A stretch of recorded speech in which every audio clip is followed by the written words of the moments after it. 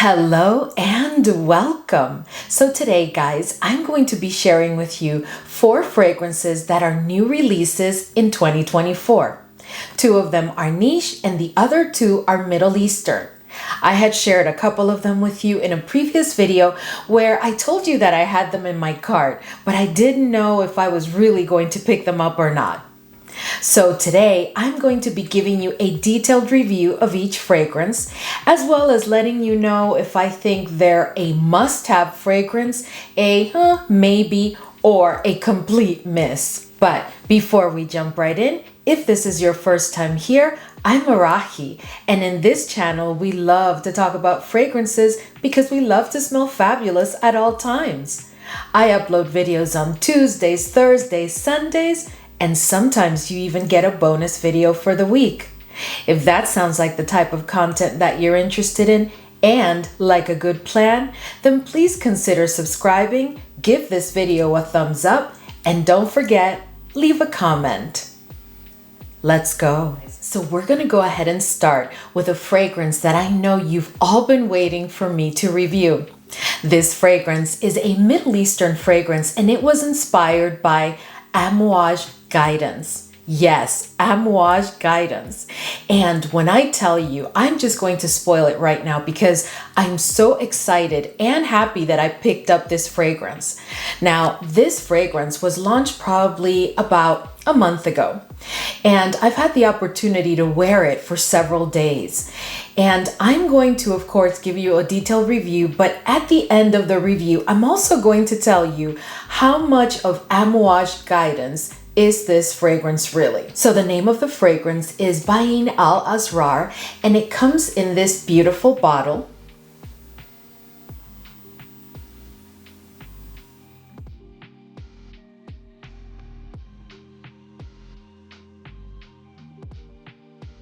And as you can see, much like Amouage Guidance, it has the same color of the juice and the bottle. So this fragrance, guys, is quite woody and it's fruity. It's warm, spicy. It has some florals, but it's not really focused on the florals. It's really, to me, like a combination of all of these things. It also has a balsamic quality. It's a touch powdery. Like at the dry down, you do get powderiness, but not too much. And it is a bit sweet. But all in all, guys, this fragrance is absolutely exquisite. It has been done masterfully. There is not one note that sticks out from the other. And I'm just going to tell you right now that this fragrance is about 95% Amouage Guidance, if not more. To be honest with you, I really don't pick up on any slight or negligible differences. This is spot on Amouage Guidance. I don't know how they did it because for me, Amouage fragrances don't have an easy DNA to figure out. Even if you know all the notes, there's just something about the blend of all of the Amouage fragrances that make for a very complex olfactory journey.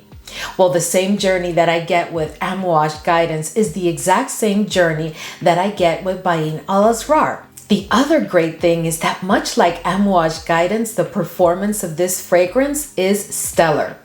Now, keep in mind that this fragrance has not had a chance to macerate, but I am already getting 8+ hours without having to really overspray. It has a very strong projection and it also has a strong sillage. The projection is quite strong for about 2 to 2.5 hours, at which point it becomes a scent bubble. But it is a very strong scent bubble.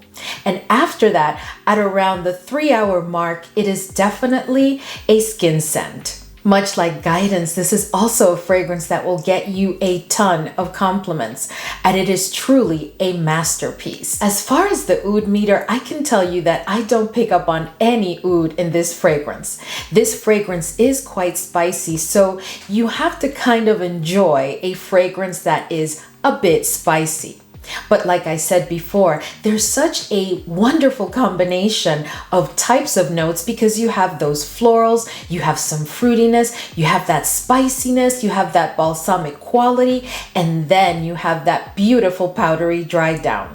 This is a fragrance that you can pull all year, summer, spring, winter, fall, and you can use it for a day occasion or a night occasion. It doesn't matter. This is one of the most versatile fragrances that I have in my collection. I will say that this is a fragrance that I think you need to have a bit of maturity to be able to pull off. I think this is more for like a 30 plus type of group. I really don't see someone in their early 20s really being able to pull off this fragrance. This is also not a fragrance that I would consider to be unisex. I really believe that this is truly a female fragrance. As far as differences between this one and the OG Guidance, I can tell you that, as I said in the beginning, I'm not picking up on any differences, not even negligible differences. I think that the level of spiciness is the same. The way that the florals have been done is quite the same. I'm not picking up on much of a difference at all. But all in all, I am definitely going to tell you that I think this is like 95% Amouage Guidance, if not more. To me, without a doubt, this is a must. If you are an Amouage Guidance lover, I really encourage you to pick up this bottle because, again, it is such a great value. You're getting this incredible fragrance for a fraction of the price. If you are someone that's been thinking about trying Guidance but have not been able to get a sample or a decant, well, maybe you could get a sample or a decant and then make the decision to go for this fragrance. All in all, guys, I just really think that this is a must. This is an incredible opportunity that I don't think you should pass up unless you just don't enjoy Guidance because you've tried it or you're not into this type of scent profile. Now, if you're wondering, well, I haven't gotten my nose on Guidance and I just don't know if this is going to be something that I like. Well, let me tell you, in order for you to appreciate and like this fragrance, much like with Guidance, you have to really love a complex olfactory journey. There is absolutely nothing linear about this fragrance. This is not even the type of fragrance that I could say, oh, it's a fruity floral fragrance. Nope. I can't even say, well, it's more of a spicy fragrance. Nope. I can't call it a gourmand. This is a fragrance that truly pulls from so many different scent profiles, but in doing so, it does it masterfully. That is exactly why Guidance received all of the hype, very well-deserved hype, that it did receive. And this fragrance is following right along because it has been done masterfully. So the next fragrance that I want to share with you today is Room 1015 Wavechild.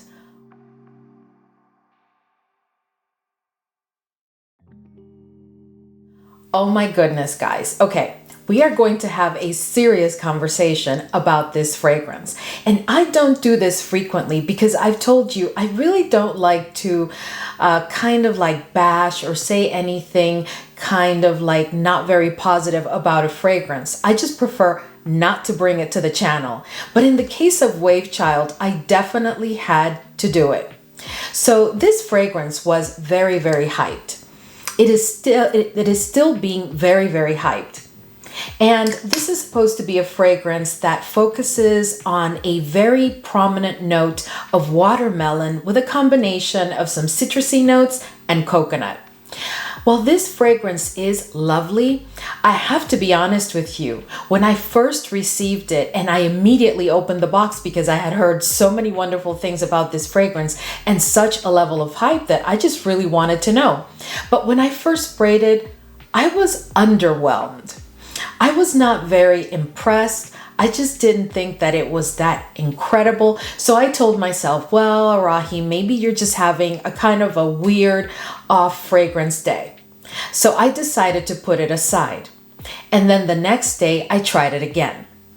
So when I tried it the next day, the experience was a bit better.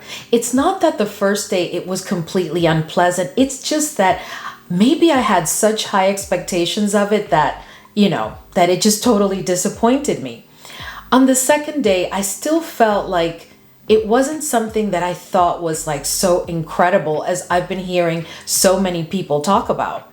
I think, again, it is a lovely fragrance. It does open with quite a bit of watermelon. So this fragrance, to my nose, opens with a good amount of watermelon. The opening is definitely all about the watermelon. And this watermelon is juicy and it is definitely sweet. So it is a ripe watermelon. In the opening, I also get quite a bit of citrusy notes. They're combined with that watermelon, giving the fragrance a fresh feel.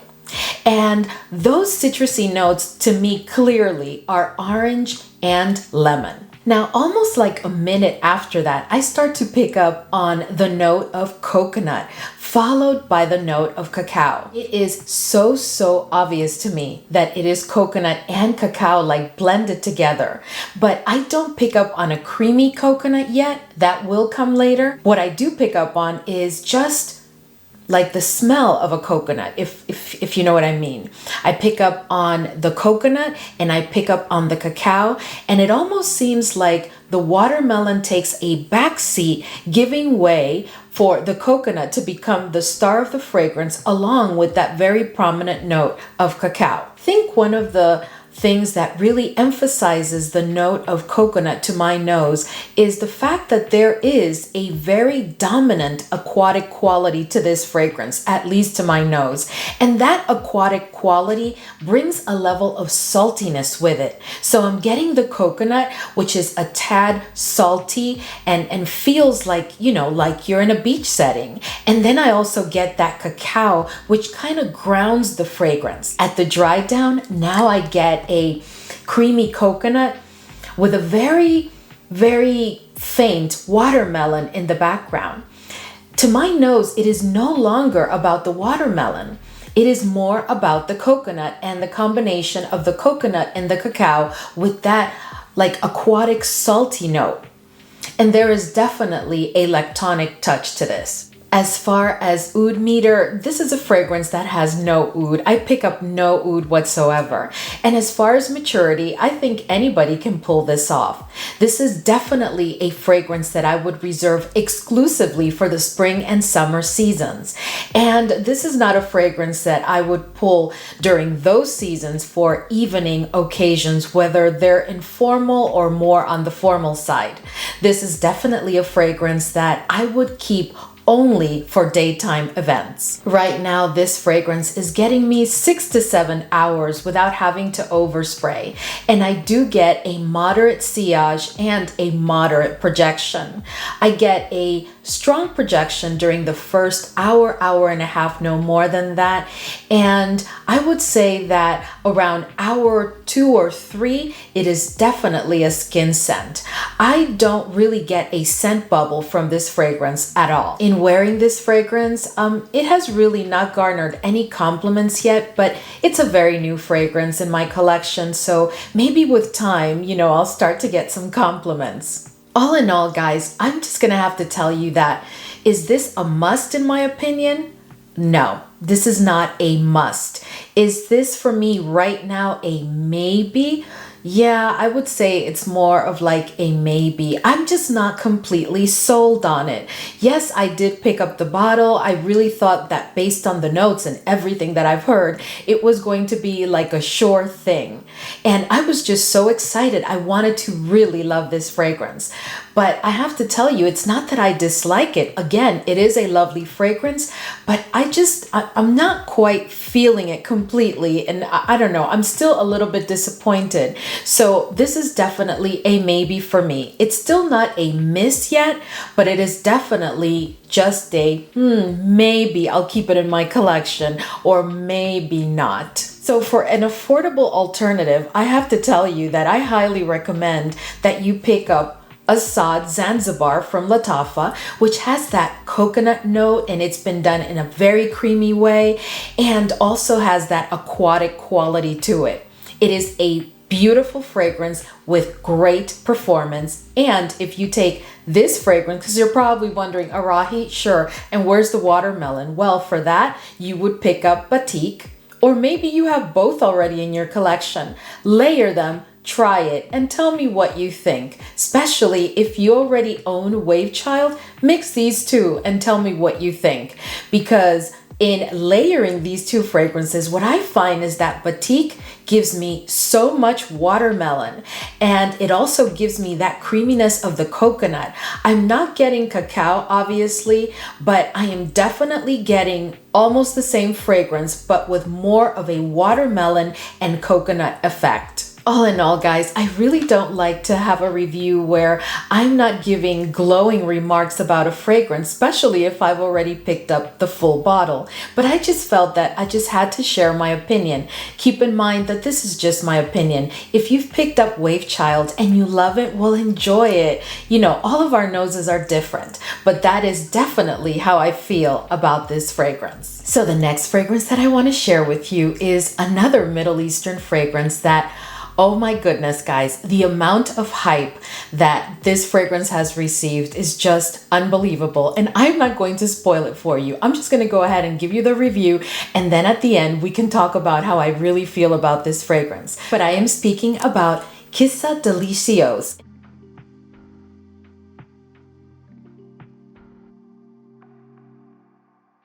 I don't know if it's delicious or delicios, whichever way they wanted us to pronounce it. But anyway, so this fragrance is a fragrance that was launched, I don't know, a bit over a month ago.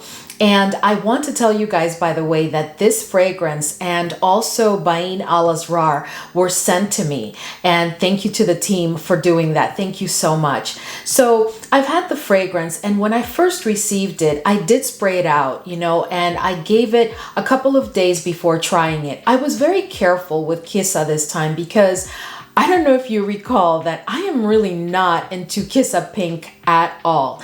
And I've discussed it on a couple of videos on the channel, and you know, and I've tried to fall in love with that fragrance, but I just don't see it. Now, I am going to tell you the experience with this one was completely different, but let's talk about it. So this fragrance is a fragrance that, to my nose, opens with quite a bit of chocolate, but the chocolate is a dark chocolate. And dominant to my nose are the coconut, the whipped cream. There's like a beautiful jasmine, but the jasmine at no point overpowers any of the other notes, but it's always present, which I find quite interesting because, you know, a floral like jasmine can really overwhelm all the other notes, but none of the notes overpower one another. It's been blended exquisitely. There's also a very, very prominent note of whipped cream to my nose, and that vanilla. Oh my goodness. The vanilla gives the fragrance like a sweetness, and I know it's coming from the vanilla, but it's mixed with like the whipped cream, and it is just a delight. And then it's also a musk-based fragrance. But to be honest with you, the musks to my nose is so faint. It is more about the whipped cream and the vanilla and the coconut and the dark chocolate, and then that jasmine in the background, which is not faint, but plays very well with all of the other notes. This fragrance is quite decadent, and it is definitely a gourmand. But what I love about it is that even though it is a gourmand, it is a fragrance that you can definitely pull during the spring and summer seasons. Specifically, you could definitely use it during the summer. And typically, if I have a gourmand such as this, I would recommend that you probably layer it with another fragrance to make it more appropriate for the summer season, but not with this one. This fragrance, although it has all those notes, and although it is definitely a gourmand because it is absolutely delicious, there's just something about it that keeps it airy, not light, but airy enough for you to be able to pull and wear it during the summer seasons on very warm days. Now, I will tell you, the only thing that has me a little bit iffy on this fragrance is the performance. And that's probably because, again, it is very new. I just received it. I think I saw the month of March as the production date on the box of the fragrance. And I can also tell you that I get, right now, it just gets me 5.5 hours. It never makes it to 6 no matter what I do. I'm getting 5.5 hours. This is definitely a strong projection during the first hour, and then it becomes a skin scent, not even a scent bubble. And I will also tell you that it does have quite a sillage because whenever I wear this fragrance, oh, I definitely have people ask me, what am I wearing that it smells so delicious? Because when I tell you this is delicious, this is absolutely delicious. I consider this fragrance to definitely be a unisex fragrance, but leaning feminine. This is also a fragrance that I can see anybody wearing it at any age. It is a fun, not flirty, but a fun fragrance, and it is perfect for the summer season. As far as the oud meter, I can tell you that there is no oud whatsoever in this fragrance. All in all, I can tell you that is this fragrance a must? I would say that if you are into gourmand and you're looking for a good and affordable summer gourmand, this may be a must. Is this a maybe for me? No, it's not a maybe. It's not a miss it. This is definitely a fragrance that I am enjoying. Again, the only concern is the performance, but I am hoping that in a couple of months when I pull it out again, I will be able to report back to you and tell you that the performance has improved by 100%, because that is what I'm expecting. So the next fragrance that I want to share with you is one that as soon as I started to get little sneak peeks from the brand itself, I was so excited about. I really loved the note structure, but then I also absolutely loved the bottle. And I couldn't wait to get my hands on it. So this was not even much of a thought for me. This was almost a must. But let's see if it truly was worthy. And I am speaking about CASAMORATI Quatro Pizzi.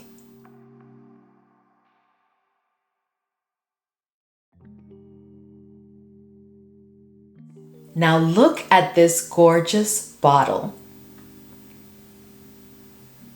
This is a fragrance that when I first took a look at the note structure, I thought to myself, wow, that's going to be different than any other of my CASAMORATI and even the Xerjoff line itself. So I was very, very interested in getting my nose on this fragrance.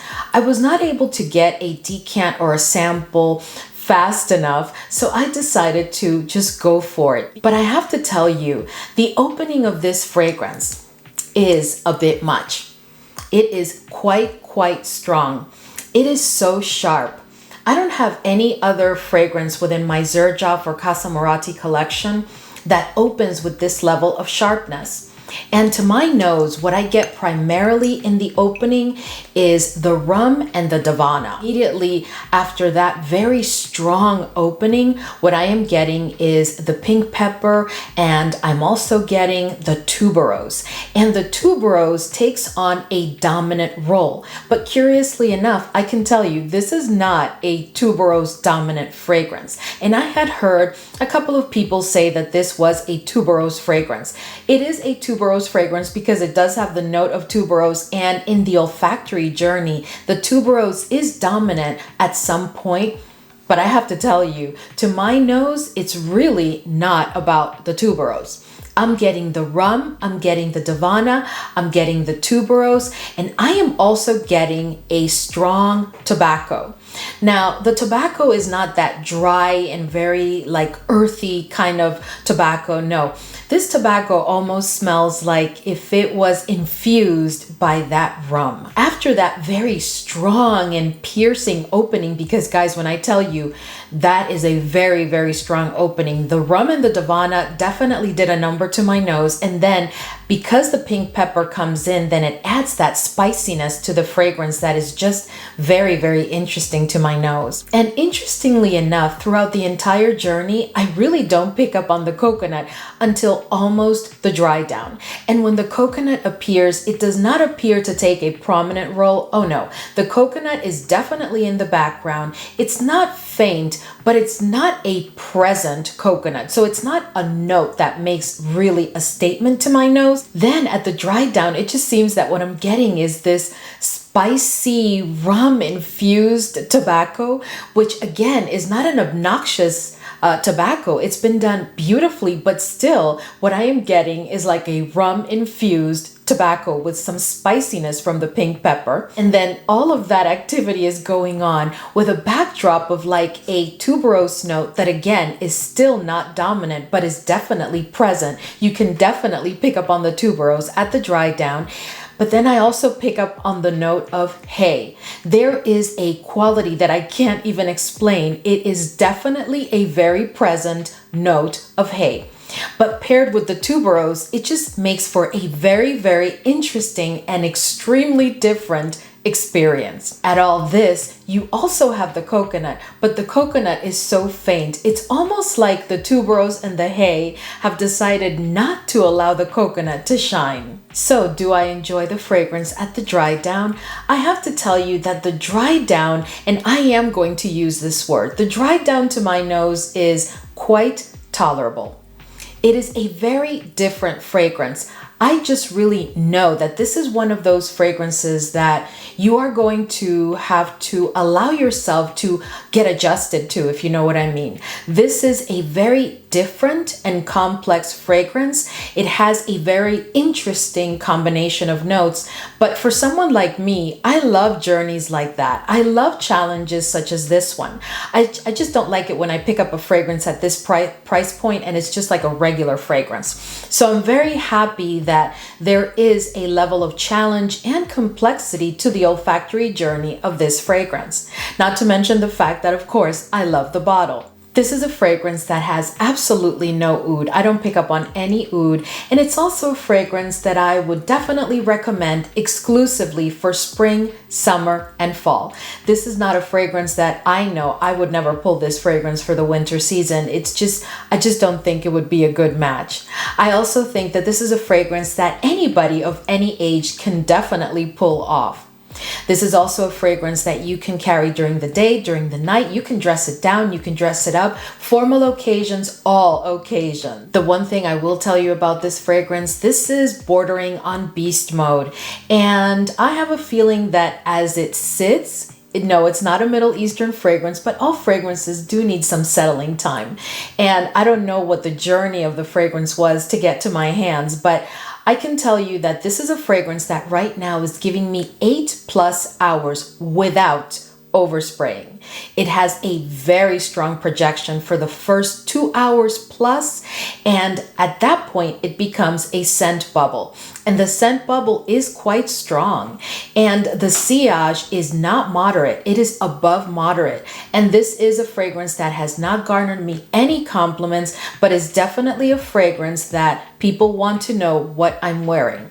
But you know how sometimes people will ask you, oh, so what are you wearing? This smells so beautiful. So they won't say all that. They'll just ask me, what are you wearing? But they don't say it like with a disapproval face or anything like that. But they do ask me, what am I wearing? This is definitely a fragrance that I also consider to be unisex. I don't think this fragrance leans to the feminine or to the masculine side whatsoever. If there is a true unisex fragrance, I would say it's definitely Quatro Pizzi. All in all, guys, I have to tell you that I have really enjoyed the challenge of this fragrance, but I'm not going to come on here and tell you that this is an easy fragrance, because it is not. This is not a safe blind buy. This is definitely one that I would recommend that you get yourself a sample and or a decant, and that you make it like a 10 ml decant so you can really try this fragrance before you decide to take the plunge and pick up a full bottle. This is not a safe blind buy whatsoever.